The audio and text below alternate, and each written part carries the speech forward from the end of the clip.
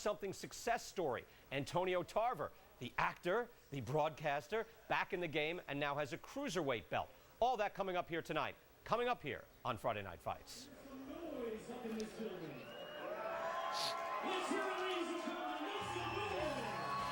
The Morongo Resort Casino, a beautiful entertainment complex. Proud to be home to Friday Night Fights, presented by Corona Extra. Anthony Durrell, yet to be tested as a pro, 22-0, the 26-year-old from Michigan. He's toppled a 2-year fight with cancer as well. Now preparing himself for a battle tonight. He will be in our main event, facing Kevin Ingle. Took this fight on short notice from St. Louis. Plus, another unbeaten prospect, Joseph Olegale. You see him, he has caught our attention a few times before. The Florida native, 12-0, 10 knockouts. He's just moments away from making that walk to the opening bell.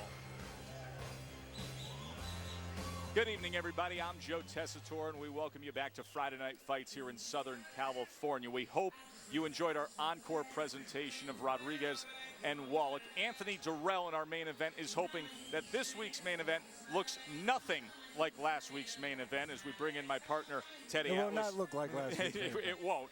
He just wants a good, solid, one-sided showing to showcase his skill set. And truth be told, Kevin Ingle, his opponent, really struggled to make an adjusted weight to even fight tonight, Teddy. Yeah, he had to take over 20 pounds since he found out about the fight, which was only a little more than a week ago.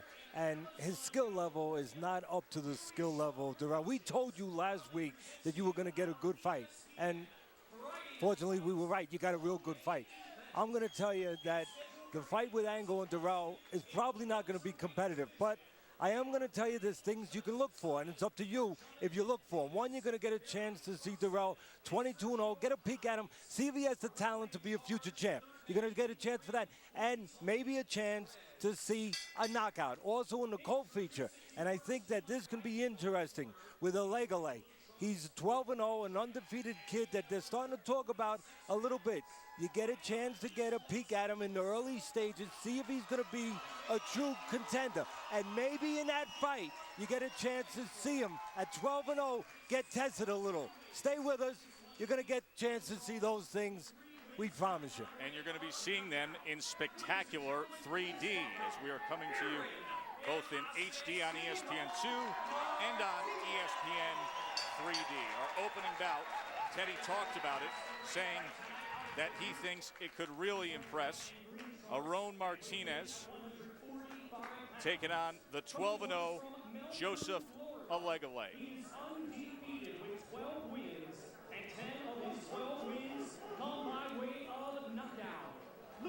Joseph Olegale, Florida-based, trainer Tony Morgan, also trains Andre Berto.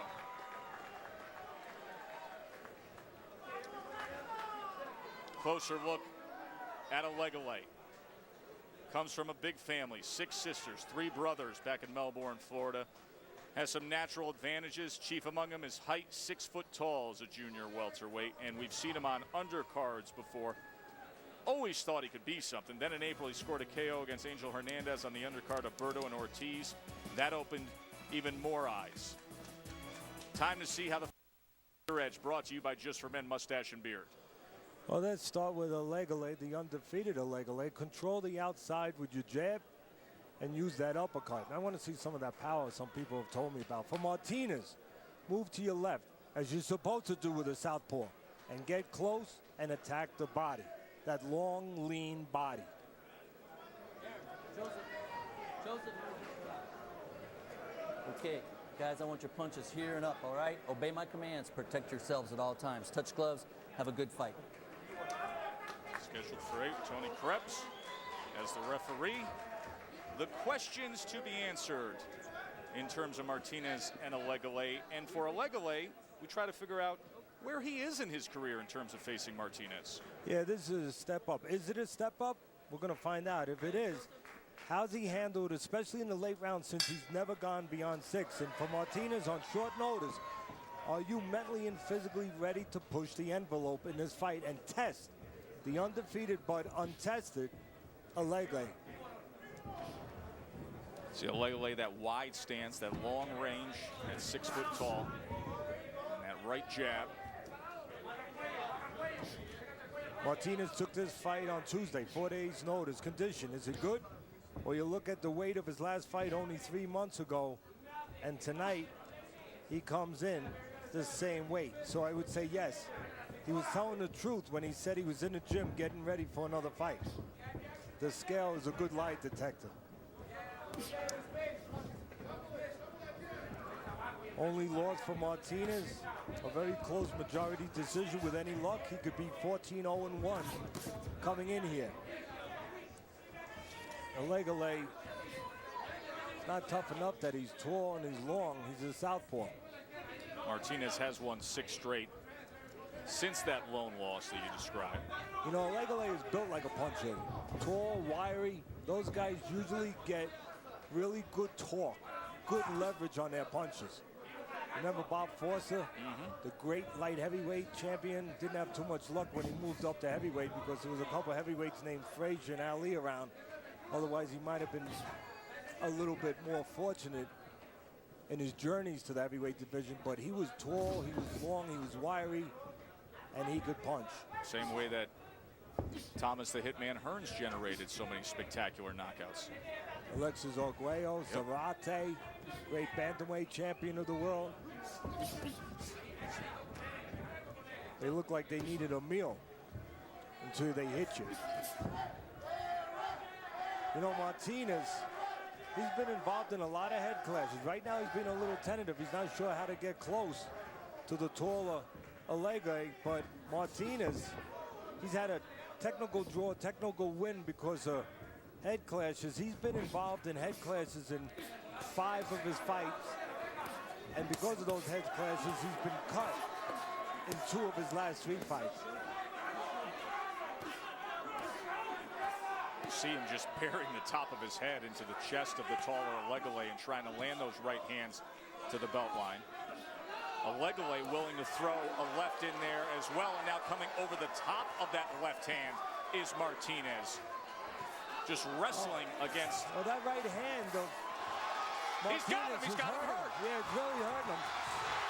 And the unbeaten prospect goes down here at the end of round number 1. How about that?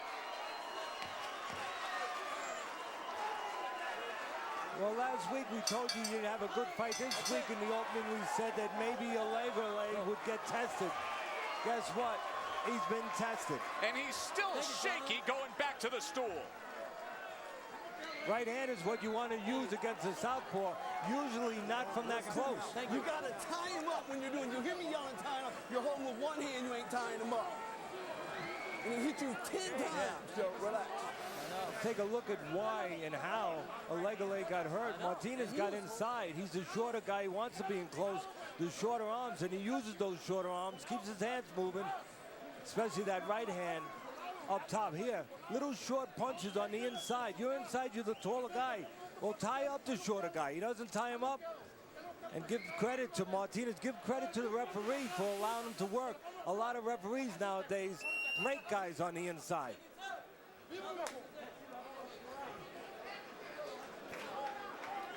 Stunning first round. Teddy, you said earlier that this would be a step up, that this would be a bit of a test with Martinez. And you see Olegele trying to shake things out, thudding that right foot down on the canvas. Let's see how his legs look early on here in round 2. Well, if you're Martinez, and maybe more importantly, or just as importantly, if you're in Martinez's corner, you wanted to tell him, hey, 1 minute was not enough for Olegele to recover. Get on him. Stop. Easy. Watch your heads. Martinez was preparing We got a to cut fight from the butt. elsewhere in We Southern got a cut from California. the headbutt. You see the clash of heads that has caused a cut on Martinez. And we talked about the head clashing problem for Martinez, and there it is. Always involved in head clashes. Great. I don't think he minds a little blood if he can get close to the taller Olegele and put something on his chin. And he's putting those right hands on his chin. So Martinez preparing for a fight elsewhere. Instead, he takes the opportunity to get TV time against a good-looking, unbeaten. Let him go, Aaron. And he's making the most of it early on. And again, making the most of it. EleMart, he's good on the outside if he punches when he's tall. He's got that wingspan. But once you get close to a tall guy, if he doesn't know how to get small, like a little bit like Rodriguez did last week, you know, with Warlock, he got small a little bit. He crouched to the side. You know, he dipped a little bit. He didn't stand tall. When you're the taller guy like EleMart, when the shorter guy gets close, you can't stand tall. You give him too much to hit. And Martinez has found those right hands inside. EleMart reached with that left. Martinez just missed him again with the right as blood streams down the face of Aaron Martinez. Don't push. EleMart comes with a body shot, a long-range left Step hand. back. No punching. Let him The go, one Aaron. thing you see that Don't push, EleMart don't push. learned Hey, this don't round push, okay? that he didn't show you the last round. When he gets in close, he ties up Martinez, doesn't let him use that right hand the way he used it the first round.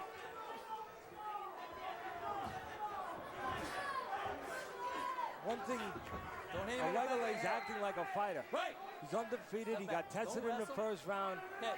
and he's behaving like a fighter. Maybe too much, to the point where he's giving up his height a little bit, but he wants to show you that he's going to engage Martinez.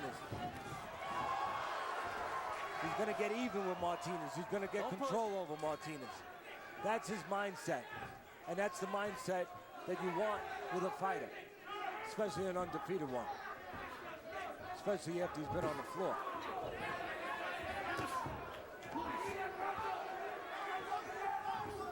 Another left hand to the body from EleMart. See, what EleMart might get with that left hand to the body, it's almost a left uppercut to the body. He might get Martinez helping him. Martinez bends forward. He might bend into one of those punches. I think EleMart understands that. Martinez might move right into one of those shots as he bends forward. Well, a bit of an early bell according to our clock as the blood streams on Martinez. You're going to see the head clash that caused the cut over the left eye of Martinez. Saw it right there. The head of the taller EleMart coming down a little bit. And of course, Martinez, who we said early on, Joe, has been involved in a lot of head clashes. In 5 of his fights, matter of fact, he's right there. He's not shy. Falls right in line with everything we've been putting in the ring for about the past month and a half on Friday Night Fights. We had a knockdown in the first round and then blood in the second round. Every single week on this series, no matter what the fight, co-feature, swinger, main event, we are getting non-stop action. Something's in the air. Undefeated EleMart being tested here tonight against Martinez. What Martinez would like to be in there is get into the late rounds after he's already had EleMart on the floor, maybe doubting himself a little bit.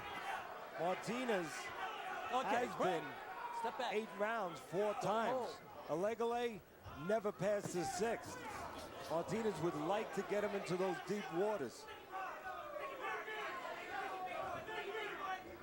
2 reasons why Martinez has to get close. One, he's shorter, pretty obvious.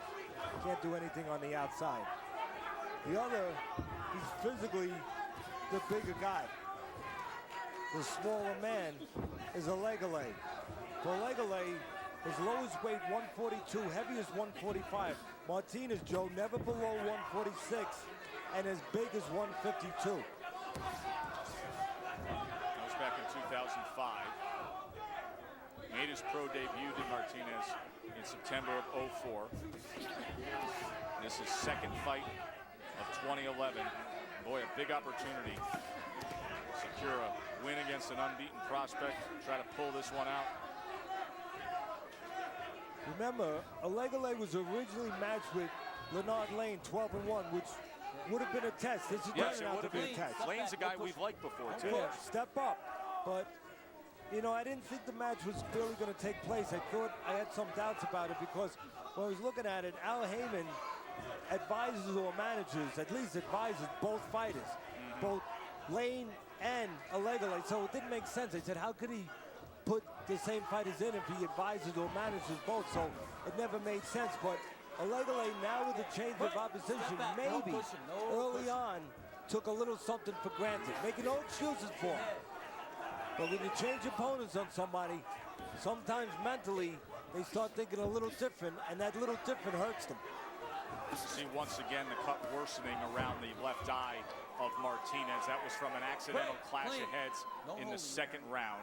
You see him wiping it away there with his left glove. Here in California, the California rules, if they stop the fight because of that cut, scorecards after the start of the fourth round. So these final 10 seconds critical in terms of that of getting a technical decision starting round number 4 as we come to the end of round number 3. Good looking co-feature, Martinez and EleMart on Friday Night Fights. ESPN Friday Night Fights is presented by Corona Extra, proud sponsor of Friday Night Fights, and as always encourages you to relax responsibly. And in part by Just for Men Hair Color, knocks out the gray better than ever. That is billed as the world's biggest dinosaur here in Cabazon, California. Yeah, but he has no jab. He doesn't fight using his height. Look at this slugfest to start round 4 here as Martinez has made a decision to go right after the unbeaten EleMart. Remember in round number 1, up against the ropes, he hit him with a right hand that hurt him. Martinez needs some help in his corner from his trainer, who also serves as his cut man, Mario Morales. Don't reach out and grab. Needs to stem that blood a little bit. Teddy's scorecard after 3 rounds. Of course, the first round goes 10-8 for the upset-minded Martinez, and then you liked EleMart's work in rounds 2 and 3. I like EleMart, period, because he's behaving so well after being dropped in the first round.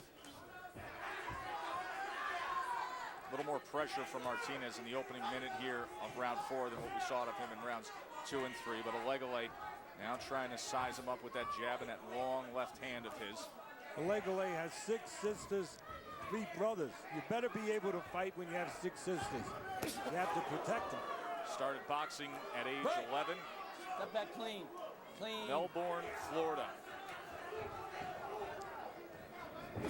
That uppercut was a little low there. The referee didn't see it, I guess, but EleMart needs to use that uppercut to keep Martinez from coming in. Needs to catch him on the way in, the way George Foreman caught Joe Frazier on the way in.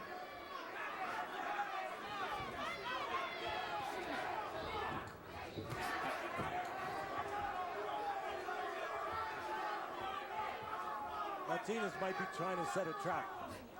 Trying to draw him in here. Yeah, get him to give up his height. You know, it's hard to get in on a taller guy if he knows how to use his reach. You got to take a lot of chances. You got to move forward and go through a bad neighborhood. So right now, Martinez trying to do it another way. Step back a little bit, let EleMart come to him.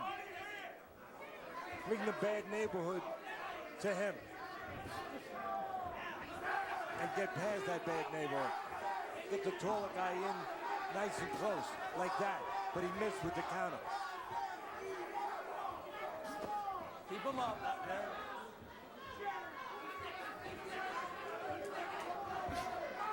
Good start with this round for Martinez, but not able to keep it up with the same energy he started with. You wonder if it's physical or mental, or either, because he took this fight on short notice, Joe. Came out pressuring early, but then EleMart controlling the later parts of this round. End of 4. So where's... And they just got done working on that cut. Well, Lerone Martinez, it's a bad one. It was caused by an accidental clash of heads above that left eye in round number 2. Round number 1 was spectacular for the upset-minded Martinez, but EleMart, Joseph EleMart, the 12-0 prospect, has settled down, settled in, and is controlling things right now. When Martinez applies the pressure, he makes for a fun fight. You know, we talked about the first round. It's pretty clear to see that EleMart had to learn how to tie up sometimes on the inside.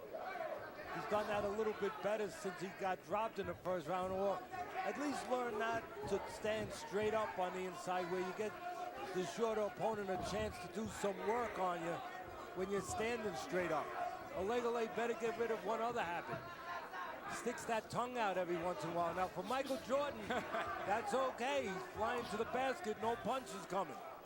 But when you got punches coming at you, and you got that tongue sticking out every once in a while, could be a problem.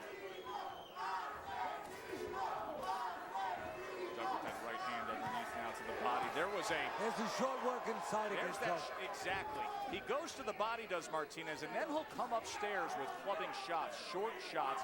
He landed both a left and a right that time against Martinez. Remember, it was that short right hand that hurt EleMart badly in the final minute of round number one. And it bothered him a moment ago, just that he avoided 2 or 3 of them coming at him in a row. But again, EleMart has to stop giving a target when he's in close. I talk about it a lot of times. When you get in close with a tall guy like a Klitschko, well, there's a lot of, it's kind of like being with a tall building, a skyscraper. There's a lot of windows there. And the shorter guy can start breaking windows. It's fun breaking windows sometimes. Not fun for the guy that has to clean up afterwards. Wouldn't be fun for EleMart and his corner.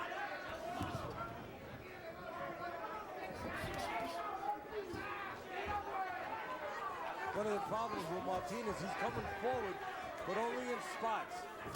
In spots he gets inside, he works. And this is one of those spots. And he's got to make the most out of those spots.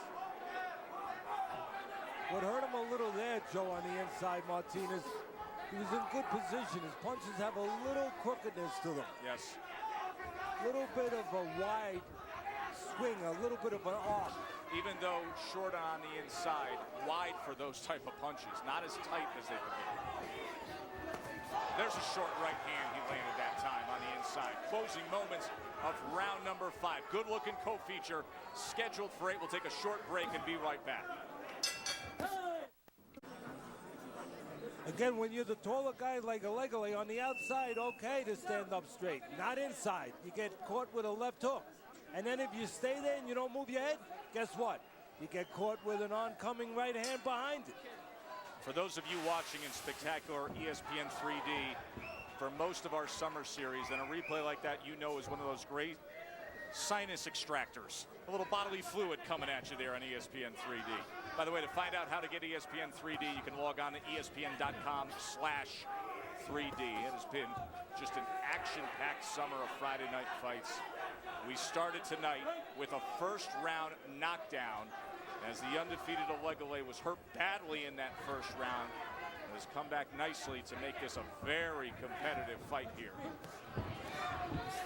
A reminder, coming up in our main event will be the unbeaten Anthony Durrell, super middleweight prospect at 22-0, taking Kevin Engel on in our main event. Next week's main event, high-level stuff between Lamont Peterson and Victor Kao, and Edison Miranda and Yadornis de Spain in the co-feature. That is a can't-miss card from top to bottom next week.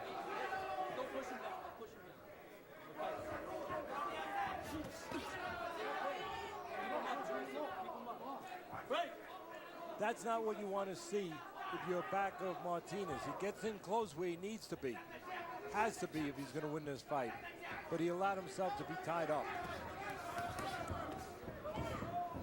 Martinez cannot afford to lose moments, Joe, because as it is, he only fights in moments to begin with.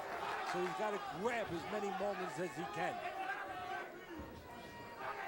Like Al Pacino said in Any Given Sunday in that great movie, I need every inch I can get.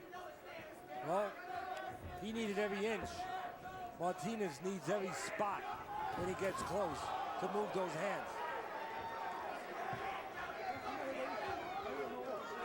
Again, Martinez trying to set a little trap. Trying to get EleMart to come to him. Give up those great physical assets.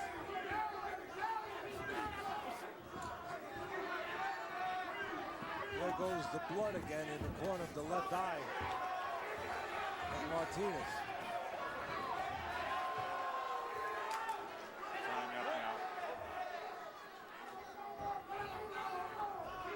Martinez would help himself a little bit if he pressed behind that jab. I know a lot of people at home are going to say, well, he's too small, Ted. How can he be effective with a tall, long guy like EleMart? But you can still be effective. Jake LaMotta was pretty effective with Sugar Ray Robinson, even though Robinson won a lot of those fights, most of those fights. And Tyson, short guy, was effective with taller guys when he jabbed. You got to jab at the right time. There's a right hand there that landed.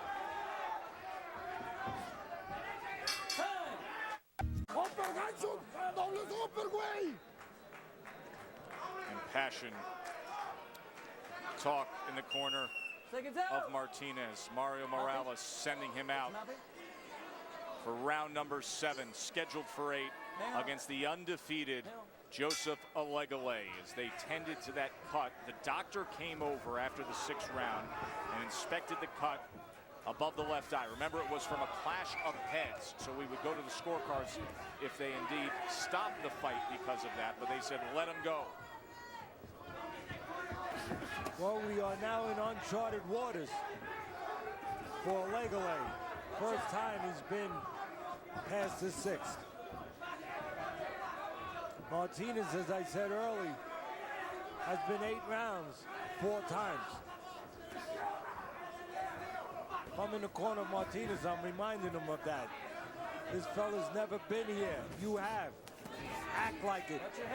The message in Spanish to Martinez, what they were telling him, was to tie him up, to get to the inside, to throw those short punches to the head. Remember, that's what scored for him in round number 1 when Olegole was hurt. Again, a lot of times people say with the taller guy, they kind of just give in to the fact that they're going to be out jabbed with the taller, longer guy. They kind of take it for granted. I don't think you should ever take it for granted. Martinez used that jab a little more. It would make him even more effective, especially coming forward. All you have to do is move your head a little bit and then use that jab, even with a tall, long guy. And even if the jab doesn't land with a taller guy, at least it keeps him busy. It puts bugs on his windshield. He doesn't see you coming. Blurs his vision a little bit. Makes him think. Right now, Olegole only has to think in moments, in close. On the outside, he doesn't really have to worry about pressure. Look at him, he's nice and calm on the outside. There's nothing coming at him. He can see well. He can look to set up counters. He can look for spots.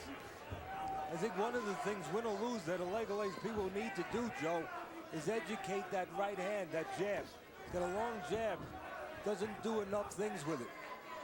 Yeah, with his height and his physical gifts, could be a real weapon, real asset to him. 6 foot is Olegole. Yeah, he should be hooking off that jab. He should be snapping that jab. Maybe even throwing the uppercut off that jab.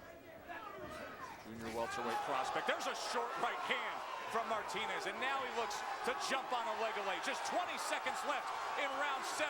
He was hurt badly in the 1st round. Can he survive here in round 7? Again, there's one of those spots, and that's what you got to worry about with Martinez. Spots. Martinez looking to land one more short clubbing shot. A right hand rings in. We're trying. Let's go. Joseph Olegole is an unbeaten prospect for now. But this is the final round in what has been a tough test, and he's hurt again early against Martinez. Martinez headhunting against Olegole. 8th round, he was down in the 1st. He managed himself well to gain control in the middle rounds, but then at the end of round 7, he was hurt again. He's hurt again. And he's also, again, in a round that he's never been in before. So mentally, he's not so sure how he can handle himself in these rounds. He's never been here before. And now he's got a lot of reasons to think that he might not be able to handle himself. 68-65, says Teddy. An upset brewing on Teddy's scorecard. He started things off, did Martinez, with a 10-8 first round. If I'm Olegole, I've learned something during this fight. Keep him up, I know that Joseph. Martinez fights in spots, and that spot's going to be coming. Right there, where he's going to come forward. And I'm ready to catch him with an uppercut as he comes forward. And maybe pull this fight out of the fire. There was the moment right there. It looked like Olegole missed the mark. Maybe missed his chance. Well, we told you last week he'd have a good one. We told you this week that the main event might be one-sided. We've still got to find that out. But we said the Colt feature would be a good one. It's a good one. There's a bad head clash again. Oh, and look at the blood streaming off of the forehead of Martinez. Look at this cut on Martinez. You got him? It is like somebody turned on a faucet of blood. Let me check this guy. That, I think. Joseph, let me see you. You got just a little tiny. You're okay. Go to the corner and stay. Is that it? Yeah, okay. That's it. That is it. They are not going to continue on with that gash across the head of Martinez. Score that round. So they will score this as a partial round. The 8th round will be scored up until that point in the round, and that is critical. Could we have an upset here? Did Martinez do enough? Remember, had him hurt badly, scored the knockdown in the first, had him hurt in the 7th. The middle rounds, EleMart tried to control things with his size and his skill, and then this, a shortened fight now because of the clash of heads and that bad gash. We talked about head clashes in Martinez's history, and you got head clashes tonight. And in Ultramo, ESPN 3D, watch out. See, that's a combination. We know Martinez comes forward with his head, but that's EleMart getting low, giving up his height, and being right there.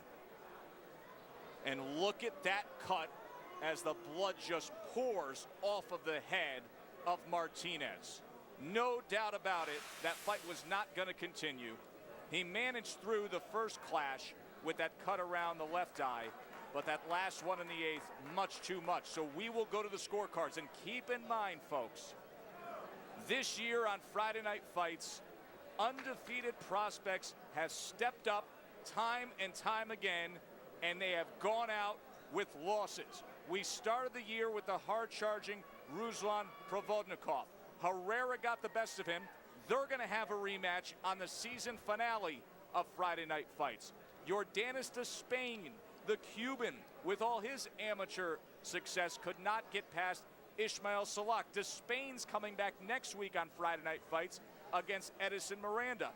David Lemieux up in Montreal, Teddy. Remember what Rubio was able to do to him in front of that big crowd. And then the stunner, Fernando Guerrero, down in Austin, Texas, one of the best-looking blue-chip prospects in the sport. Grady Brewer, the 40-year-old, TKO'd him. And now the question is, EleMart, 12-0 coming in. Did he just suffer his first loss? We will find out when we come back to Friday Night Fights here in Southern California. Joe and Teddy ringside as we recap EleMart and Martinez. Action right from the start as the undefeated EleMart went down in the first round and was hurt, Teddy. Right hands work against southpaws, but when you have a tall guy in front of you and he doesn't tie you up, you got a loose hand, use it. Martinez used it. Saw the clash of heads in the second and the middle rounds. A lot of action for both guys. How about this to the sternum in Ultramo? Well, when you have a guy who sometimes you might not be able to reach a chin, well, reach for the chin or reach for the chest, and then later you'll find the chin. End of 7th, EleMart was hurt. In the 8th, a brutal clash of heads that opened up a big gash on Aron Martinez's forehead. That stopped the fight. Teddy's scorecard looks like this. Remember, partial 8th round is scored. Teddy says Martinez pulled the upset. What do the judges say here? EleMart 12-0 coming in. Does he stay that way, or is it Martinez's night? Let's send it up to the ring to Thomas Schreiber. Ladies and gentlemen, this bout comes to an end at 1 minute 41 seconds of round number 9 due to an accidental headbutt. The rules state that we go to the judges' scorecards.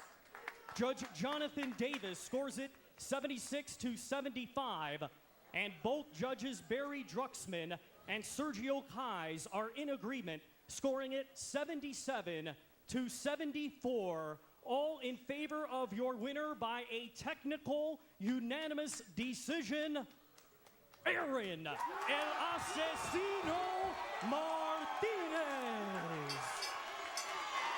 For the 6th time this year, an undefeated prospect gets on Friday Night Fights and suffers his first loss. This time, Martinez pulls it off against Joseph Alegale. Boy, oh boy, did he earn it. Good start to our night. Anthony Durrell, 22-0, still to come in our main event. But for now, back to the studio and Brian Kenny. All right, Joe, Teddy, thank you so much. Let's get right to it. This weekend, it was supposed to be a junior welterweight super fight, a unification between Amir Khan and Timothy Bradley, the two young fighters who had established themselves at the very top of the division at 140 pounds. But Bradley didn't want the fight, and Khan, looking for a marketable bout, turns his attention instead to the former junior welterweight and welterweight undisputed champion of the world, Zab Judah, now 33, but still with a good following. Here's the landscape at 141st. Ring Magazine champion, there is none. Manny Pacquiao was the champ, moved up to welterweight. Bradley is number 1 off his win over Devin Alexander. Khan, number 2. Judah, off his win over Lucas Matisse, is back in the top 10 at number 6. Judah, of course, won a belt in this division more than 11 years ago. He's back trying to make a more realistic comeback at this weight. Judah, 33 years old, now trained by all-time great Pernell Whitaker, looking to upset all those big plans. Khan, still just 24, has mega fights, maybe, in his future. I think I'm the king of the 140 pound division, and I had to move from Bradley, who didn't want to fight me, to Zab Judah. Now this fight's been made, and we're just going to go in there and take the belt off him and then move on. It's a new guy here, and his name is Zab Super Judah, and he can go 12 rounds. He can knock guys out. He has tremendous hand speed. He has outstanding defense. Starting with Amir Khan, I'm going to show the world I am the best pound-for-pound fighter in the world. And I think that reality is going to set in about 2 minutes before the fight, before it's time to walk. When they knock on the door and say, come on, you got 2 minutes left, it's time to walk out. That's when he'll understand I'm going to be in the ring with Zab Super Judah. All right, the weigh-in today, Mandalay Bay in Las Vegas. Khan at 140 even. His trainer, Freddie Roach, says Khan's future is at welterweight. Judah, a rare fighter, able to move up in weight and then able to drop back to the weight of his early 20s, coming in at an even 140 pounds. All right, covering the fight for ESPN.com is our own Dan Rayfield. He joins us from Las Vegas right now. Dan, what's being said about this fight out there? Well, one of the things that's being said, Brian, is the fact that if you look at the number in the sports book, you have Zab Judah as a very, very big underdog, yet a lot of people give him a great chance to win. They look at his record. They see a guy that, even though he's got some a smattering of losses on his career record, he's really only lost one fight at 140 pounds. That was 10 years ago to a guy that went into the Hall of Fame last month in Costa Zoo. So he's got still a lot of punching power, a lot of speed, and a lot of people give him a hell of a chance to win the fight against Khan, who, in the minds of many, is still unproven, even though he's looked really good in his recent fights. All right, Dan Rayfield out in Las Vegas for ESPN.com and for us here on Friday Night Fights. Dan, we'll talk to you later here on Friday Night Fights. All right, time now to Keep Your Edge, brought to you by Just for Men Mustache and Beard. Keep your edge. Last year, Judah returned to the 140-pound weight class for the first time since 2003. Took 3 fights before he won one of the belts in that division. Again, not the champ. He's number 6 in the division, but has one of those belts. Judah 11-6 overall in title fights. 5 of the losses coming at welterweight. But again, he was the welterweight champion of the world. All right, let's take a look at Amir Khan, Olympic silver medalist as a teenager. Still had a lot to learn as a pro. September 2008, ran right into hard-hitting Brady Prescott. Ran in, got knocked out. A shocking knockout loss in the first round. It was back to basics and a change of trainer, and in came Freddie Roach. After winning 4 fights, he was ready for the United States. Took on junior welterweight gatekeeper Paulie Malignaggi. Good boxing on both sides, but Khan too quick. Took out the Brooklyn fighter in the 11th round. Then, December of last year, a battle with Marcos Maidana. You saw Khan dropping Maidana with a body shot in the first, but it wouldn't be a quick night. Maidana, as he often does, storms back. Khan had to battle to survive, but he took home a clear decision. Then, last fight, Manchester, England, he was back and took on a game Paul McCloskey, showed his class, but a clash of heads led to a cut. Khan took it on the cards. Now to Zab Judah, coming back to 140 pounds. Again, he's fought Corey Spinks, Floyd Mayweather, but in July of last year, back in his old weight class against Jose Armando Santa Cruz, and Judah took him out in the 3rd round. He was back a few months later in Newark once again, taking on 27-0 Lucas Matisse. Judah would get dropped in the fight in the 10th, and it'd be close, but Zab Judah taking a split decision and kept his comeback alive. And his last fight, March of this year, also in Newark. He was down in the fourth, but came back to knock down and then stop Kaiser Mbuza.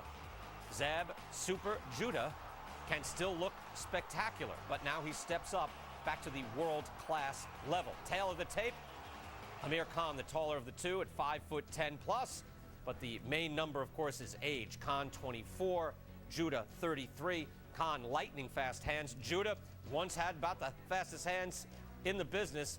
Dropped down that tremendous left hand, and the former undisputed welterweight champion of the world has a big shot tomorrow night in Las Vegas.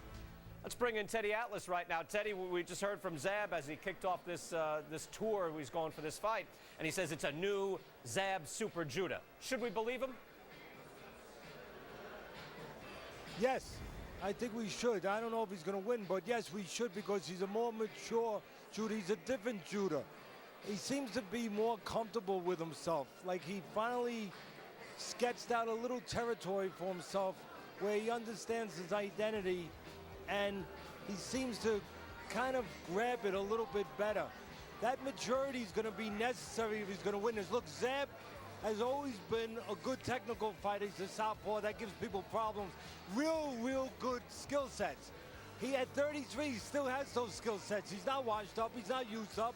But where he's come up short, Brian, and that was a good question you asked, where he's come up short in the past in tough fights, tough moments, when you have to really be judged, is the mental side. And if he's more mature now, and he seems to be more comfortable now, he seems to be, then he's mentally better. And he's going to need that as much as he's going to need his quickness and his explosiveness to win this fight. All right. Is it enough, right? I can buy in. Look, and Judah at his peak, he took 3 out of 4 rounds on Floyd Mayweather, the first 4 rounds anyway. He has that level of skill. But can he beat Amir Khan? Amir Khan has the equipment to really have a really good night, and I guess that's why he's the favorite with the bookmakers out there in Vegas. He has the right equipment. He's got reach, he's got height, you know, with that good wingspan. He can get to Judah before Judah can get to him. Also, with the southpaw, Amir Khan has something really important. Straight as an arrow, right hand. That works with southpaws. Now, the question is, will Khan, the younger Khan, maybe that works for him, being a younger guy, but maybe it works against him. Does he get over exuberant? Does he give up his height and walk into a trap? That's going to be one of the keys. That straight right hand, that long reach, that can work, because Judah on the outside, he likes to counter, he likes to box, and it's going to be hard to counter with that long jab and that straight right hand unless Khan starts to come to him. Brian, I think all the pressure for this fight is going to be on the burden of Judah to do something that he doesn't always do, that's not really his style, to come forward a little bit. And I think that if he can do that, and he can do it successfully, we can have a very interesting night. Hey, you saw him up close in one of our Friday night fights, Teddy. So what are your thoughts on Zab Judah with an all-time pound-for-pound great Pernell Whitaker? Does Whitaker, having been there at that highest level, help him? Can he translate that to something that would help Judah in the ring? So far, so good. Hasn't hurt him. You know, with this comeback, he's been there, and he's come back at this latest stage in his career when people thought that the best of Judah was already gone. It's done pretty good so far. It could continue in one of these big moments, one of these big spots. First of all, he already has the experience advantage. Now he has a little more advantage. He has a guy who's one of the great fighters of our time, one of the great lightweights, and he fought in all kinds of divisions, and one of the great southpaws. So he has somebody that can make him, maybe give him that little extra confidence that he needs in this kind of moment, in this kind of fight. Again, the pressure's going to be on Judah probably to do what he doesn't like to do. Come forward a little bit, because Khan, if he uses that wingspan, it's going to be hard to win for Judah on the outside. All right, Teddy, good stuff. Yeah, Pernell Whitaker, extremely high boxing IQ. Teddy, get ready for the next fight. We asked you, how will this fight be decided? Who do you like? And we got Khan decision at 31%, but got a good amount of people there thinking that Zab Judah will knock out Amir Khan. Khan has been knocked out, but again, that's years back against a very hard-hitting guy, Brady Prescott. Thanks for voting on ESPN.com. Hey, join us from Las Vegas, July 29th on ESPN2. Main event, Lamont Peterson. You love him. And taking on the number 8 ranked junior welterweight, taking on Victor Cayo of the Dominican Republic in a title eliminator. Lamont Peterson back on Friday Night Fights, 9 Eastern, here on ESPN2. Still to come, unbeaten Anthony Durrell in the main event.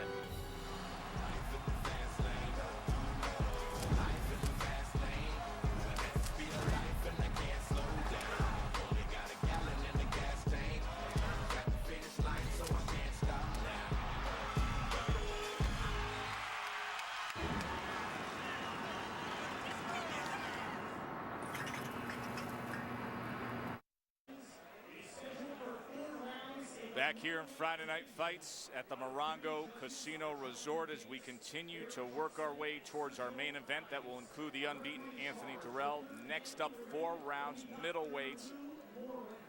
Clevin Aish against Curtis Colvin, the 5-0 fighter from Texas. There is Aish. She's from nearby LA, a 23-year-old who just fought 14 days ago, suffering a 4-round decision loss. His record 3-1 with a knockout win. That came in his pro debut in June of 2010.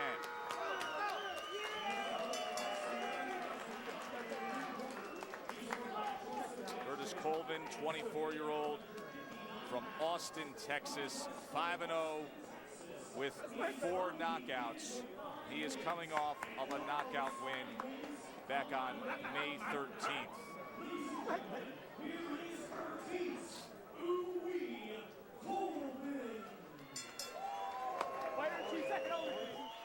They're scheduled for 4, and Lumarat, the referee. Okay, gentlemen, I give you instructions in the dressing room. Shake hands and wait the bell. Good luck.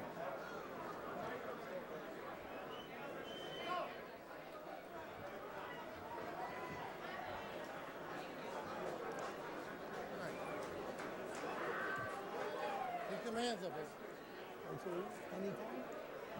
So Colvin, the bigger man here, has been 162 and more 4 of his 5 fights, while Ice has been 154 and 153 pounds in 2 of his 4 fights.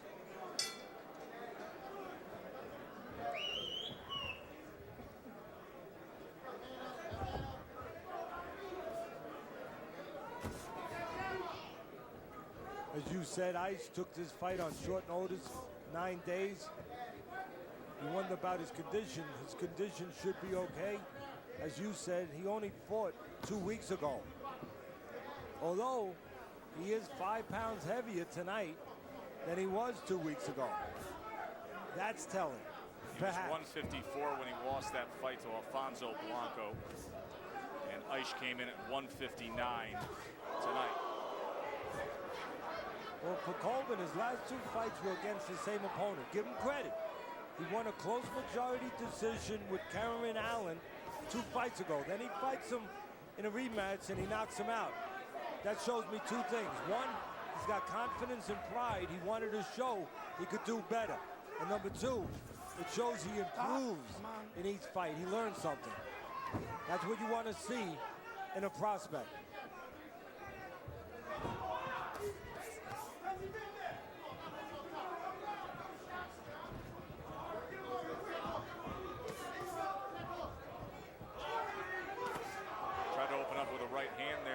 Side. Talked about Ice being active 2 weeks ago. This is the 2nd time this year Ice has fought 2 times in the same month. He also did that back in March.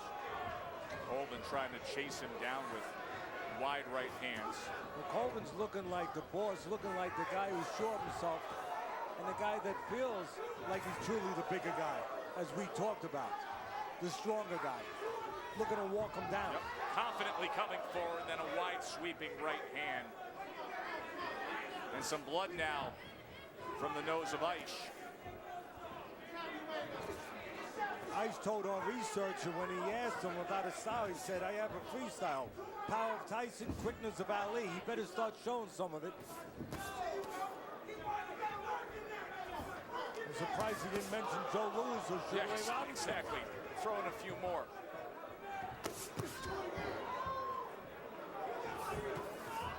See Calvin putting his hands down, shrugging his shoulders, and then showboating a bit here in round number 1, walking forward. Dipping his head, not covering. And not using his jab as he comes forward. He's walking down Ice and he's getting away with it without the jab. He's lucky that Ice is thinking defensive right now and not offensive. 10 seconds. More wide shots off the mark from Calvin. End of round number 1 here, scheduled for 4 between these two. Round 2. Clevin Eish, Curtis Calvin. Already been a fun night here on Friday Night Fights. Joe and Teddy ringside. Glad you're with us. Coming to you from Morongo and also available tonight on ESPN 3D. To find out how you can get ESPN 3D, it is easy. You can simply go to ESPN.com/3D. It's been a fun summer series of bringing you the action in 3D. And tonight we had a very good opening bout as Aron Martinez scored a knockdown early against the previously unbeaten Joseph Alegale. Got after him late. And a couple clashes ahead, the last of which caused a very bad cut.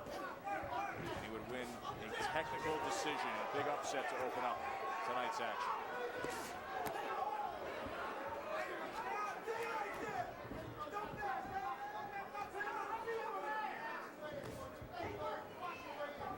See that Ice moving around, almost trying to convince himself that he can do this. Bouncing side to side now. Thinking more about showboating a little bit, maybe trying to find a reason to have some confidence. But while he's trying to find that reason, he's thinking about surviving, not taking too many chances. Colvin digging in, and there comes a long-range, wide-sweeping right hand that chases Ice back into that neutral corner. Sunday Night Baseball is going to be presented by Taco Bell. 8 o'clock, Braves, Reds, and Monday Night Baseball this week presented by AT&T will be Pirates and Braves. Both games also available on ESPN3.com.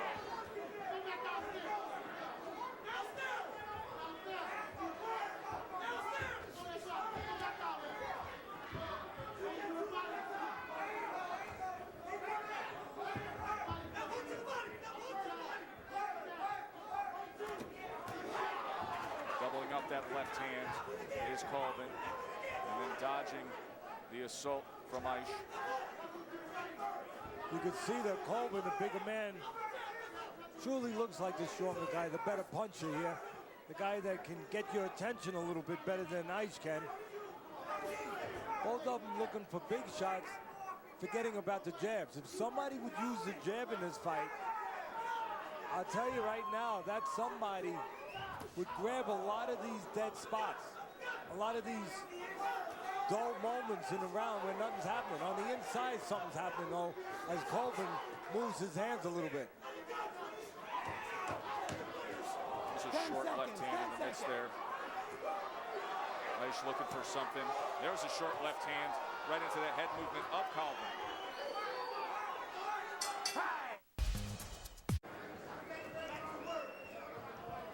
Round 3 scheduled for 4. Anthony Durrell coming up. The 22-0 super middleweight will be in our main event against Kevin Engel.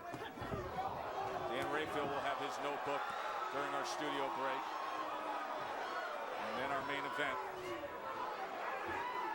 Clevin Eish came out firing. Colvin trying to return fire and says, yeah, bring it on. Let's do that.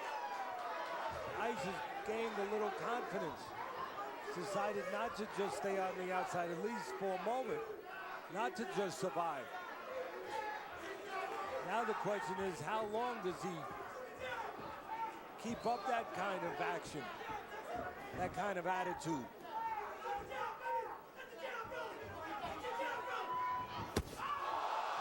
A huge right hand sends him somersaulting back. 7, 8, you okay? All right? don't forget, there's opportunities to catch Colvin as he comes in with those hands down. And right now, those punches are a little wide. It looks like Ice has himself together a little bit. His best chance now is to either tie up or punch in between, but not do that, not lay there. And this one's over. Clement Ice was just iced. All right. Okay. TKO victory for Curtis Colvin, who is now 6-0 with 5 knockouts. That moment early in this round where Ice had a little confidence, he got a little aggressive, didn't turn out well for him. He got aggressive. He went into the wheelhouse a little bit of Colvin, the stronger man we've been talking about. He was the better puncher in this fight, and he got an opportunity to show it. Here's the first knockdown of that third round. Watch the right hand. You don't want to pull back in front of your man, especially with the hands down. Take a look again, you'll see Ice pulls back, straight back, with his left hand down. If it was up, that's a block punch. With it down, it's a knockdown. The end of the fight, Colvin knew he had him hurt, jumped on him. Ice was going defensive, and he laid on the right side. You do not want to lay on the right side with a right-hand puncher.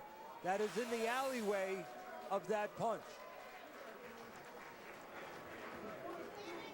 See, that's a moment there, Joe, where Ice would have been better served if he got in close and smothered him. Get in close, grab him, smother him, but you lay out, you give him room, you get dropped. Let's send it up the ring to Thomas Triver. Ladies and gentlemen, here is the official time. 1 minute 24 seconds of round number 3. Our referee in charge, Dr. Lou Moret, steps in and calls a halt to the bout. Your winner by way of technical knockout and still undefeated, Curtis "Ooey" Colvin.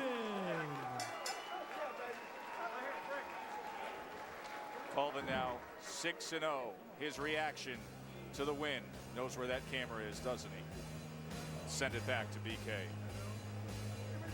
Joe, Teddy, thank you so much. Main event still to come here on Friday Night Fights. First, let's get to some of the action from the past week. Juan Manuel Marquez getting ready for a third fight with pound-for-pound king Manny Pacquiao in November. Wanted to stay sharp, but took a big chance taking on another fight in Mexico. Let's take a look. Taking on Liker Ramos in Cancun. Lightweight champion of the world, risking a huge payday, but would get through and just break a sweat with one round of work. Now, think of this. Marquez, we thought looked so bad against Floyd Mayweather. This says a lot about Mayweather.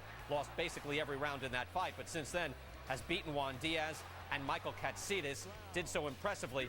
Knocked out, you didn't see it, but knocked out Liker Ramos here in one round. November 12th, third time around with Pacquiao. Another marquee fighter in action, Antonio Tarver. He's back, taking on Danny Green in Australia this week.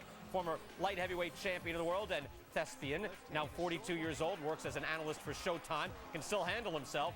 Tarver came back as a heavyweight last year, didn't impress at 221, but at 197, he looked very quick against the aggressive Danny Green. Green, been around a while, he's 38, but he's always been sturdy, hadn't lost in 10 fights.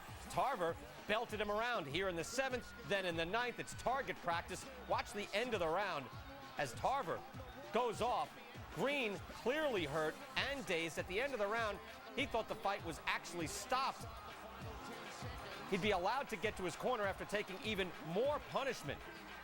Finally, end of the round. Watch, he thought, okay, I guess it stopped. He comes back to Tarver and, hey, thanks, nice job. No, wait, hold on. Now it's over. After 9, Antonio Tarver, Mason the Line Dixon is back.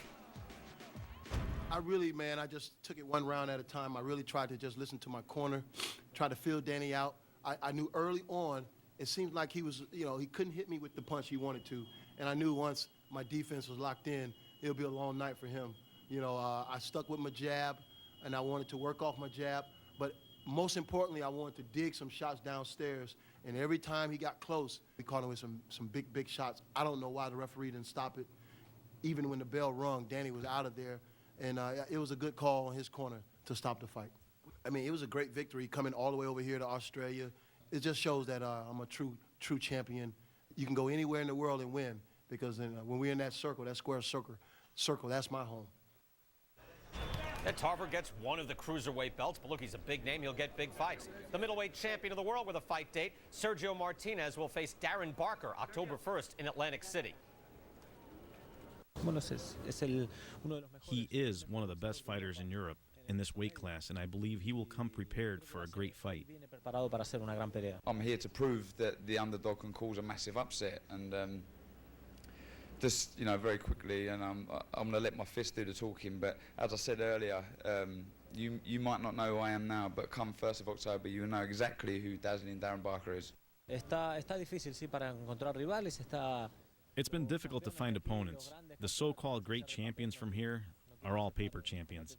Don't want to accept a fight with me, and I don't know why. Maybe I do know why, and it's preventing great fights from happening. In the end, I think they are doing more damage to boxing by not accepting the fights, and I hope in 2012 that we can continue on the path to great fights here in the U.S. with American opponents. Martinez, last year's Fighter of the Year, coming off an impressive win over Sergey Zinzerek. Again, before that, he had the one-shot knockout, the knockout of the year of Paul Williams. More boxing news, Dan's Notebook from Dan Rafael of ESPN.com. Alexander Povetkin will take on Ruslan Shagayev in Germany. That fight August 27th. Rising star Saul Alvarez will fight former contender star Alfonso Gomez September 17th. That's on the undercard of Mayweather-Ortiz.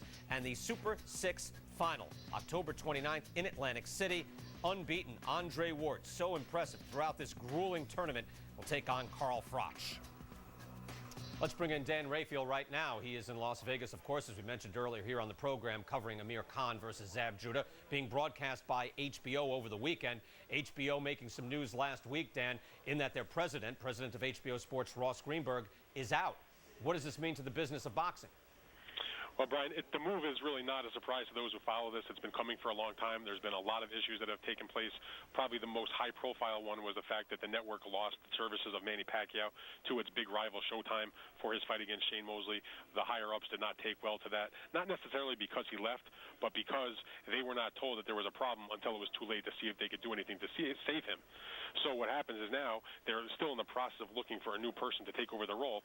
You have to hope that when that new person is in place, it will be somebody that is more familiar with the sport of boxing, that has more of a passion for the sport of boxing than Ross Greenberg ever did, and also understands what the value of fights are, because they do have the most monstrous budget in the sport, some $35 million a year, that should be spent in a very different way, let's say, than it has been over the years. So he's out, and changes are coming.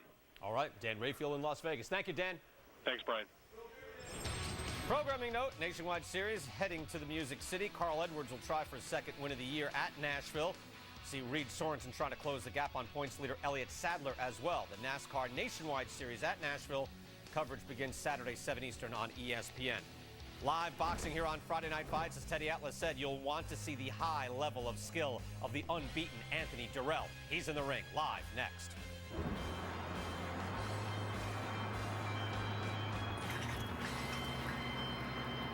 Southern California, the magnificent Morongo Casino Resort, where it is now time for our main event as Kevin Engel steps up to face the 22-0 Anthony Durrell. And there is Kevin Engel from St. Louis, Missouri, 31 years old, 6'2", 174, a record of 18-4 and 15 knockouts. He took the fight on short notice. Alejandro Barrio pulled out.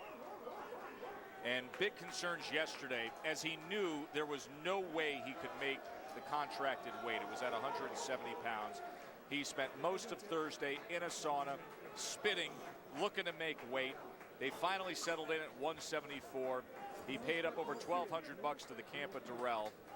And the commission is not imposing any type of weight limit penalty because they drew up a new contract for the fight at 174 to satisfy Engel.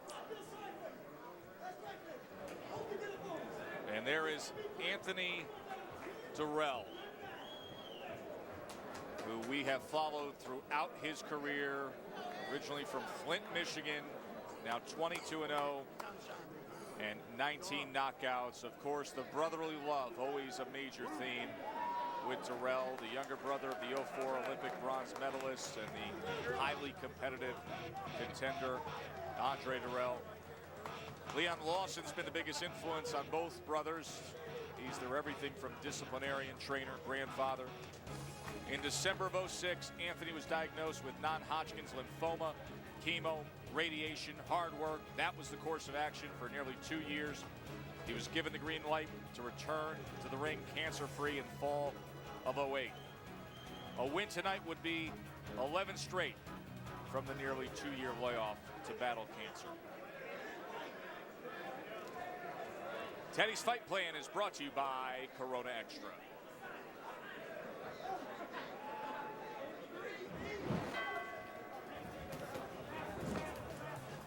Dinosaurs were around a long time ago. The question here tonight is, how long will our main event be around? Not long. That's my guess. I don't think it's going to take more than 3 rounds for Durrell to make Engel extinct. Well, let's do a little excavation and let's find out how it's going to be done. So it's going to be Engel, I'm going to be Durrell. Durrell's a southpaw. Sometimes. He switches. I think he's going to be better off switching. You know why? Because he's going to want that right hand. Because Engel throws a jab very slow. He gets hit with right hands. He does not adapt. Dinosaurs didn't adapt to the cold. They're gone. Well, he's going to be gone. He hasn't changed his habit. He throws that jab slow, he brings it back slow, and he does it from too close. He does that, bang, right hand. Also, you can hit him to the body. Elbows out, bang, bang, bang. Either way, Durrell does that, he's going to be home in time to watch the Flintstones. You watch them? Oh, yes. You do? It's a good cartoon. It's nice. Okay, now the question is, how does Engel keep the Ice Age from coming and not get knocked cold? Maybe a time machine? You have one? All right, let's try it another way. I'm going to play Engel. You're going to play Durrell. Starts off as a southpaw. Durrell is much faster, as we said, much better. But sometimes when you're a lot faster, you take chances, you make mistakes, you jump in a little bit. He has some kinks in the armor. If you Engel, you draw him in a little bit. You start to step back, then you stop. Bang, bang, bang. And you catch him as he comes in. Also, one other way. Drops his hands a little bit, pulls back a little bit. You put pressure on, you force him back. Bang. Hit him with the right hand, especially if he's a southpaw. Well, if you do that in your Engel, you're going to be eating a nice Brontosaurus burger. You buying? I will. And watching the Flintstones. Cartoons, Brontosaurus burgers.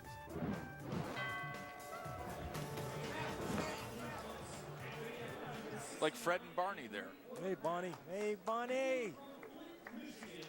And now, Durrell being introduced to the crowd here at Morongo. Wins come by way of knockout. Ladies and gentlemen, introducing the current UBO super middleweight champion, Anthony the Dog Durrell.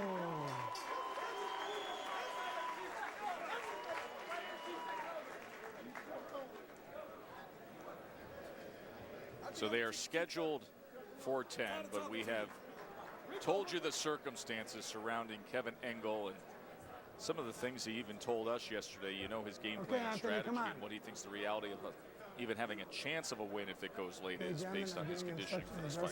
I expect a good, clean fight. Shake hands, return to your corner, and await the bell. Good luck. And I suppose that some of that will be addressed in Teddy's questions. What are the questions, Teddy? Well, with Durrell, first, I think the only question really is he overlooking Engel, who has been knocked out 4 times, taking the fight on short notice, and could he get careless overlooking him? Engel, well, can he land the Hail Mary punch, not a pass, in the first quarter, not in the fourth quarter, since he doesn't figure to have enough gas in the tank to be around maybe in the fourth quarter. You know, you talked about weight. Put a little more emphasis, a little more exactness on it. Engel, when he got the call for this fight, he was 198 pounds. Wow. He got in the gym on the 11th of this month. He lost 24 pounds in 11 days. I mean, think about what that does to your body, losing that much weight in that time span. And then think on the back end of that, you have to go in and face Durrell. Can be dangerous, physically dangerous. Sometimes worries me when we have those situations. There's a good body shot in the mix that time by Durrell. The right hand landed. You see the hand speed. He also landed a left at the end of that exchange. Darrell's a very nice kid. Terrific terrific personality. And there he switches southpaw. Comes out orthodox, switches southpaw. Now right in the inside, he switches orthodox. See, that's nice and slick. See, that can throw an opponent off. The last time the opponent knew he was a southpaw, and then right on the inside, he switches over to the other direction. See, look, on the inside or on the outside right now, he's orthodox. Now, if they do wind up getting on the inside, he has a habit of all of a sudden switching it to southpaw. Now, in the mind, in the memory banks of the fighter, in this guy's angle, he thought he had a guy in a certain position as a righty. All of a sudden, he's in a lefty position. He can be vulnerable. A couple good piercing right hands from Darrell. Tried to catch him with the left hook as Engel came forward. Now Darrell turns southpaw again and uses that. And look, see how he switches now? Now he's orthodox. Now the last time Engel saw him, he was a southpaw.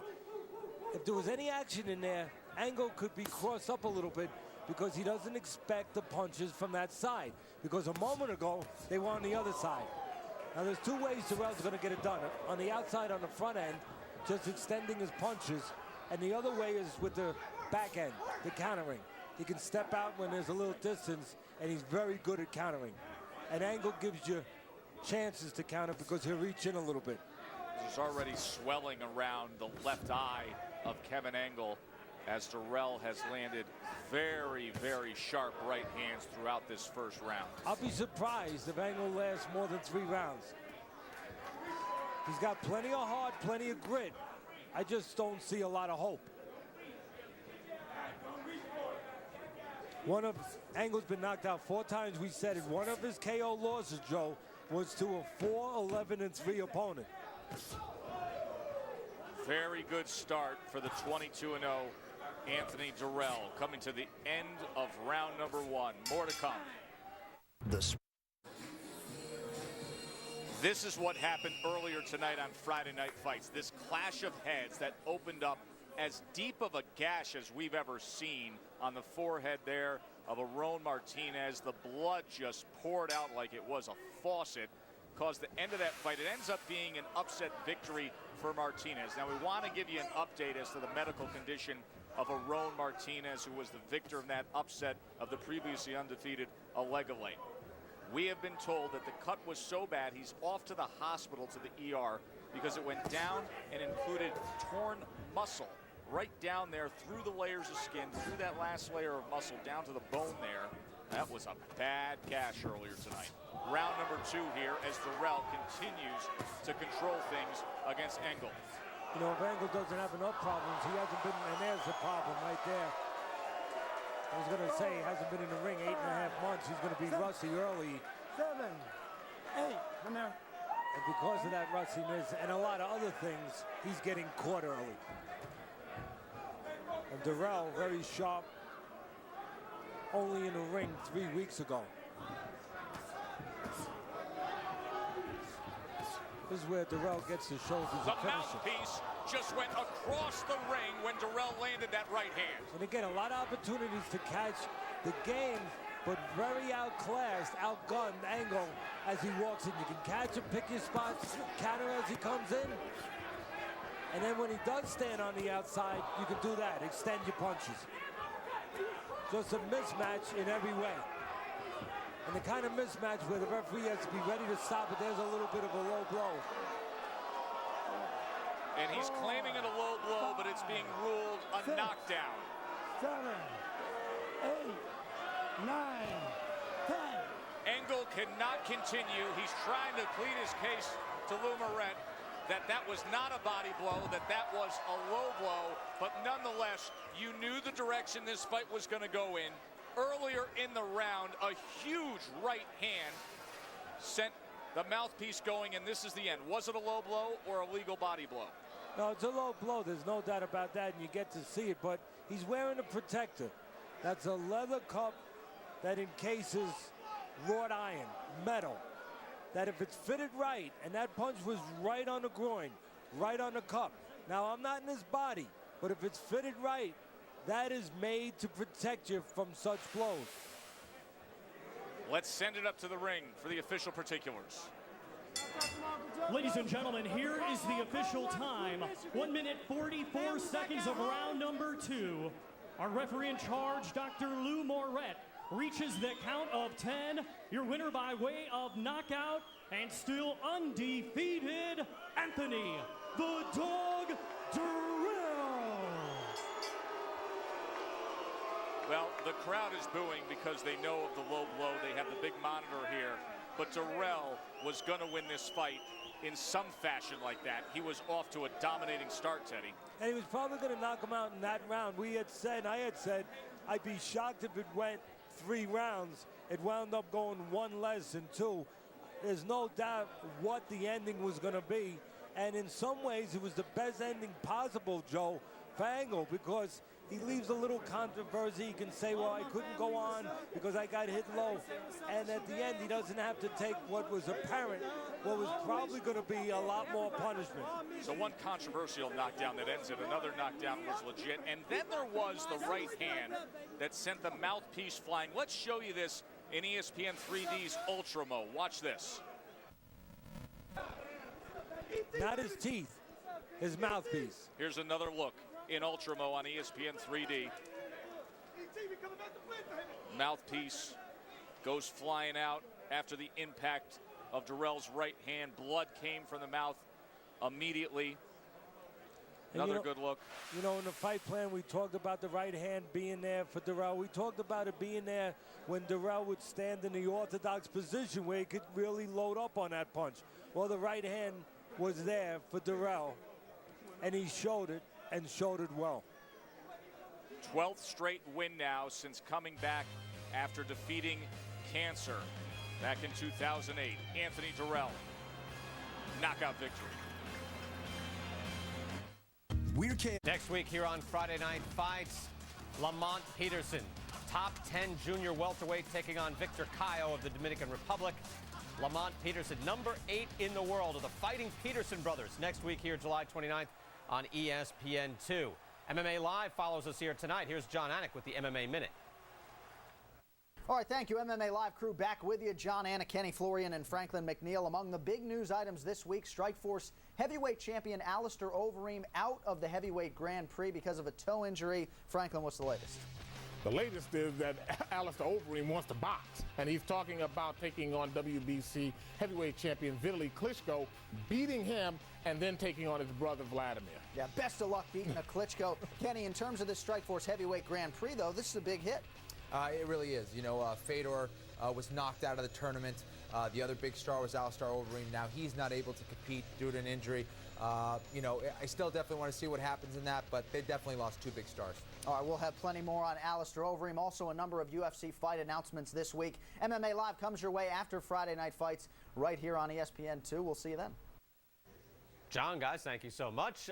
Not going to beat a Klitschko in boxing, maybe in another way, but that's on MMA Live. Right now, live boxing. Let's go back to Joe and Teddy. Bonus boxing. Joe? Yes, Brian, bonus boxing indeed, because Anthony Durrell quickly dismissed Kevin Ingle with a knockout victory in our main event to run his mark to 23-0. So now we get 4 rounds of middleweights, with Greg Baca making his pro debut against the 1-0 Duchesne Crooks. Man, to protect yourselves at all times. Touch gloves and go back and wait for the bell. Good luck to both of you. There is Duchesne Crooks, the 21-year-old from Brooklyn. You know what's interesting here? Crooks had his pro debut 2 months ago.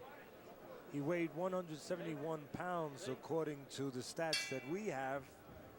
And tonight, he's 156 and a half. He dropped 14 and a half pounds since his pro debut 2 months ago. Rock'em Sock'em Robots to open this up. Pro debut and a 1-0 fighter, fighting unexpectedly for them on TV. Although I think if you listen closely to the fight plan and what you were saying a lot of earlier tonight, you very much expected Crooks and Baca to be on based on the Durrell-Angle matchup. Yes, I did. Crooks in the white trunks is a southpaw. Let him Took go this break fight clean. on 5 days Settle notice. down. There you go. You know he was in the gym, having dropped all the weight that he dropped, so he should be in shape. Okay, break. Let him go. Break Crooks clean. has Duchesne, let him 26 go. amateur fights in his background. Baca a little bit less, 12. Stop. Easy, easy, easy. Step back. Step back. Watch your elbows. Short right hand by Crooks. Nothing fancy Easy, about easy. Baca. Untwist here. Let it go. Comes forward, says hello.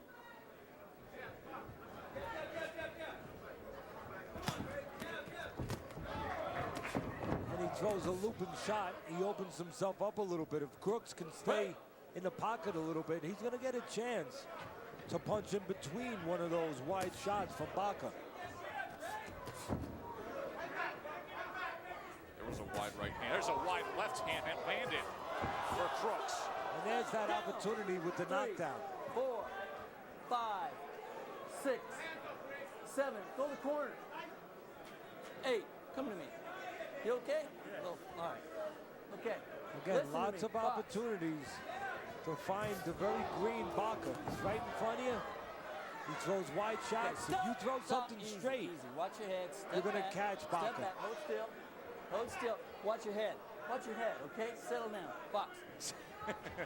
Tony Krebs says, settle down, which is definitely good advice for work out most there, Greg. fighters Let in him their go. pro debut against another fighter who's 1-0. There is a nervous energy that you can feel ringside whenever you get fighters Step back. of this level Don't hold. without experience, and then all of a sudden you put the TV lights on.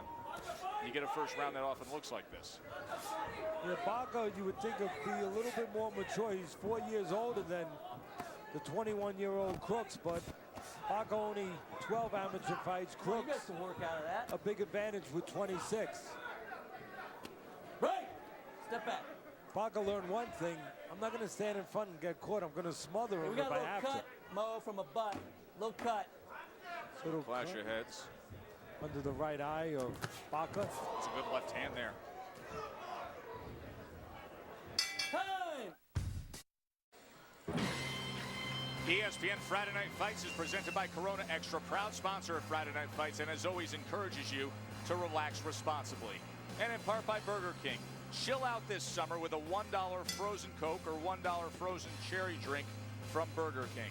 Here's your friend Teddy as the sun sets here in Southern California, and Greg Baca hoping the sun doesn't set here in his pro debut. He went down in that first round from a shot from Duchesne Crooks. Baca's one of those guys who found boxing as a way to straighten out his life. He hit rock bottom. He turned to God, he said, and started fighting. Had issues with drugs and alcohol. Stop. Hey, you're leading. Give him credit. He has straightened out his life. He took a direction that was a lot better than the direction that he had been in. Now the one thing that he could help Don't himself push. with in the ring immediately is straighten those punches out a little bit. Because those wide shots are getting him in trouble with Crooks. Crooks now turns orthodox for a moment. Now he's back to southpaw.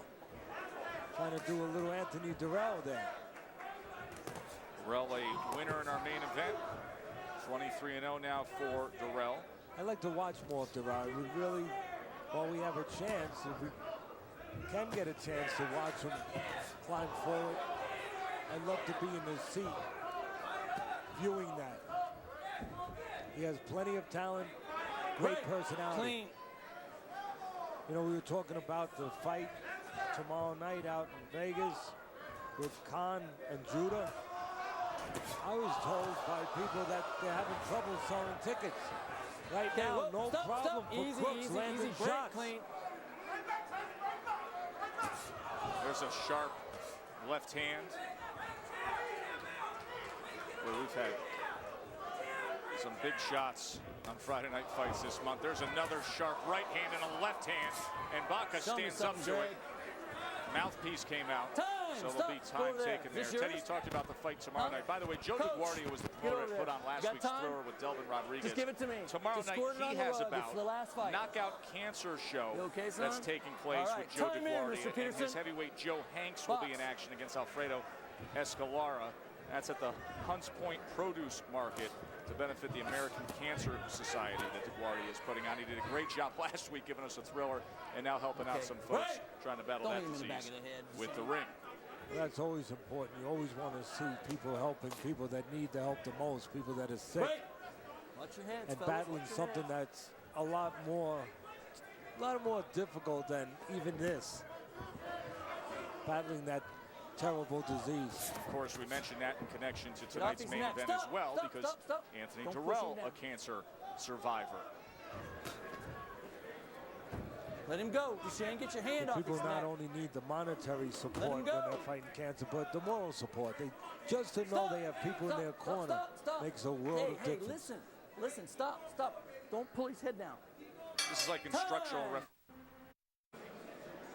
Punch of the night brought to you by Just for Men Hair Color. And we talked about in the fight plan, right hands would land. Well, Durrell landed a good right hand. Take another look in slow-mo. Straight right hand, and out goes the mouth guard. And you know that's going to be talked about in the Twitterverse by all those fans on ESPN 3D. You can find out how to get ESPN 3D by going to ESPN.com/3D. Durrell now, 20 of his 23 fights have lasted 4 rounds or less. Coming up with the victory tonight in our main event. Here, round number 3 between Greg Baca in the black trunks, making his pro debut, went down in the first round. And Duchesne Crooks from Brooklyn, 1-0 with a knockout victory in his career. Baca has plenty of heart, plenty of guts, but he's just too raw, too undeveloped right now. And Crooks is just that much more developed, and he's showing it. He's showing that he can go in the pocket a little bit. He showed that in the first round, and punch on the inside, catch Baca in between wide shots. He's also showing he can box, step out a little bit, counter punch. So Walk Baca into shots a little bit, Joe. And Teddy, next week you will not have to worry about saying that in terms of experience. Let's show you what you're in store for next week on Friday Night Fights. Lamont Peterson, Victor Cayo in the main event. Edison Miranda, Yadornis de Spain in the co-feature. That is a tremendous card. Peterson, number 8 at 140 in Ring Magazine, of course. Cayo, his only loss was to Marcos Maidana. Now that's a terrific card. Not just one fight, but both fights has a lot of intrigue, a lot of interest to it. I feel like someone's giving me an early birthday present for that because that happens to be my birthday, the 29th. So I feel like, hey, they're celebrating and they have something for me, and I appreciate it. A good card. That's a nice one. That fight was originally to take place back in April, but Victor was injured in training. Fight was postponed until next week, and Friday Night Fight fans, the benefits of that. You know, Tony Krebs has done a good job here. He allows the fighters to fight. He only breaks them when he absolutely has to. And he also keeps a good eye on everything.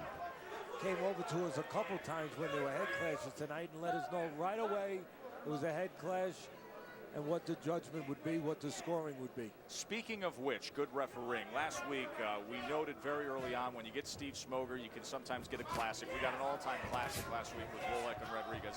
One of my big takeaways and memories of that fight is after the fight, Smoger coming up and saying, you know how many times they broke during that fight that I had to get in there and make them break? Yeah, I believe it was only one. One time. And that's why it was such a great fight. And again, Smoger, no accident that Smoger has been involved in so many good fights. He allows them to fight and still does his job.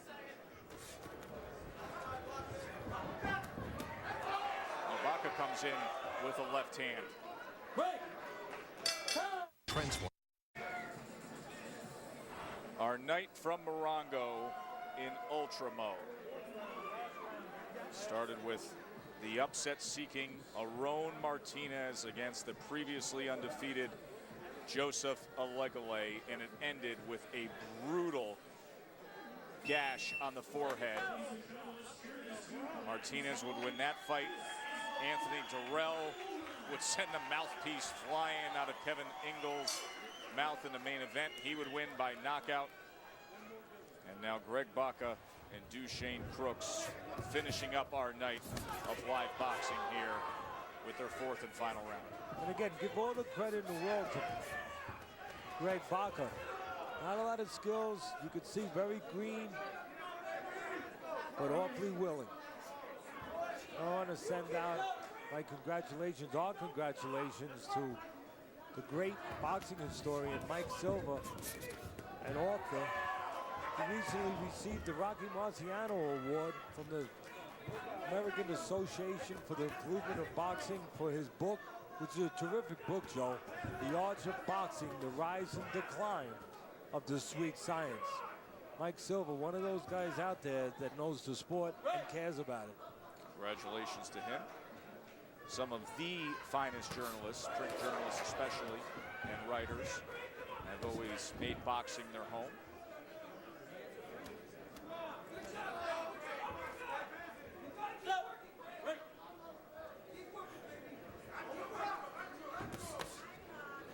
I think I'm going to take a moment talking about boxing, if you don't mind, to read a quote from one of the great writers of all time, one of the great boxing writers of all time, W.C. Hines. You remember him?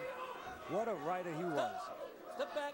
He once wrote this quote: "When I was young, I used to hear the old men talk of Joe Gans, Terry McGovern, and Kid McCoy. They told me of Sam Langford, Stanley Ketchel, and Benny Leonard. When I am old, I shall tell them about Sugar Ray Robinson." Come here. And every I got it, generation bro. feels like they have I told you. their Sugar Ray Put it in Robinson. there. Bite down on. Hey. And I think one a lot point, of people. mouthpiece. 1 point mouthpiece.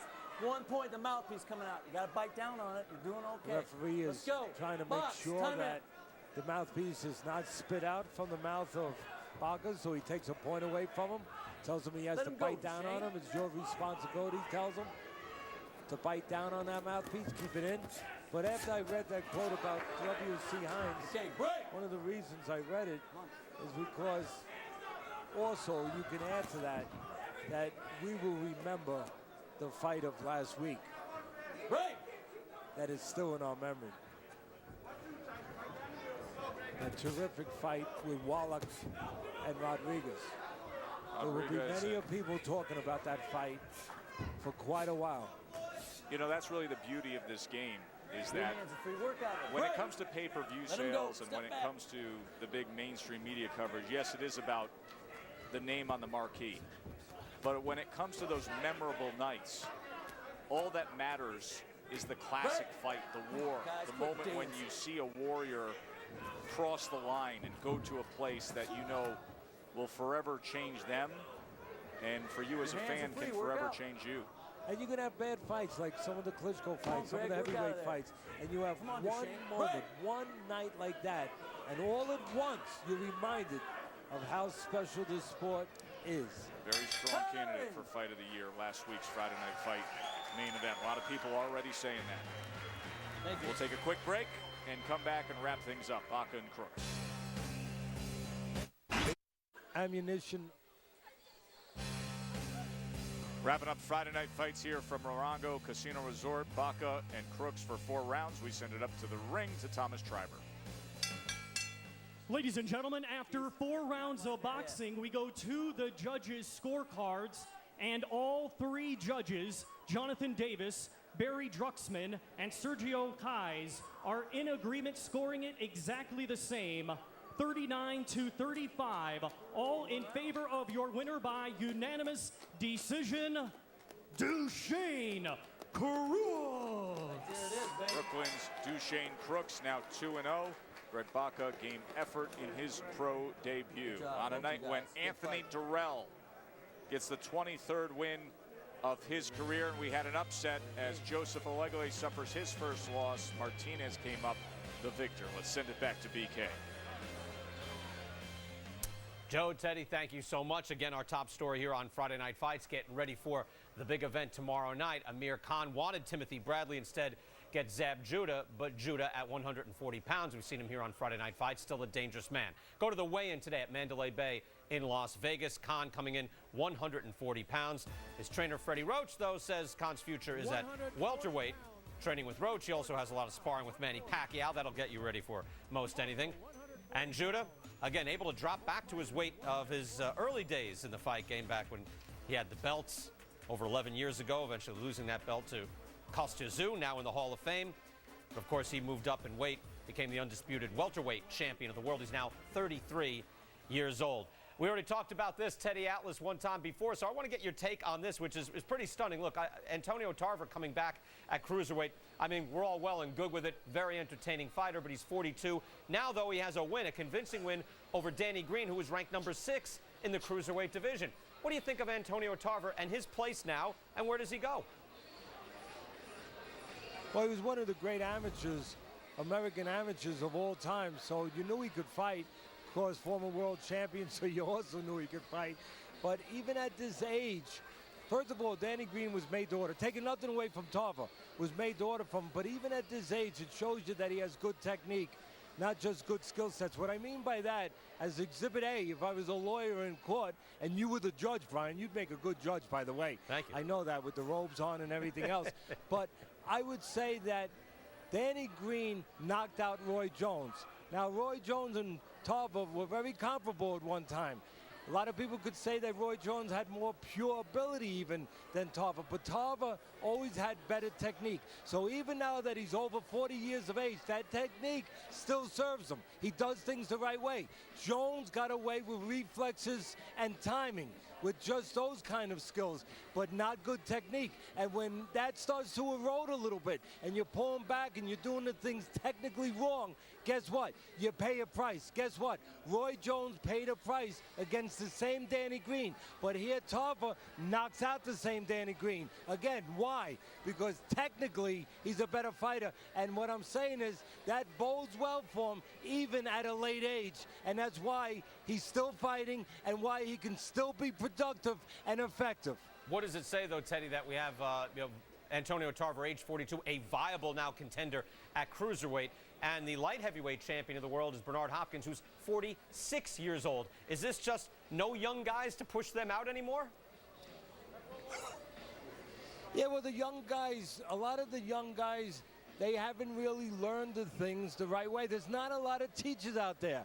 There's a lot of reasons when you knock some of the conditions, you know, some of the status, some of the place of boxing right now. And one of them, they talk about sanctioning bodies, you know, they talk about the corruption, the bad judging, all that stuff. But we don't have a lot of teachers anymore.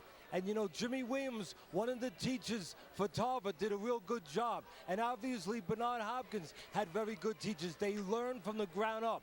They learned the rudiments of boxing. And even at a late age, it's serving them where a lot of these young fighters, they're athletic, but they haven't really learned. In some ways, it reminds me of basketball. The Europeans are coming over here. They learn basketball. They know how to play the team concept. They know how to play defense. They know how to pass. They know how to shoot.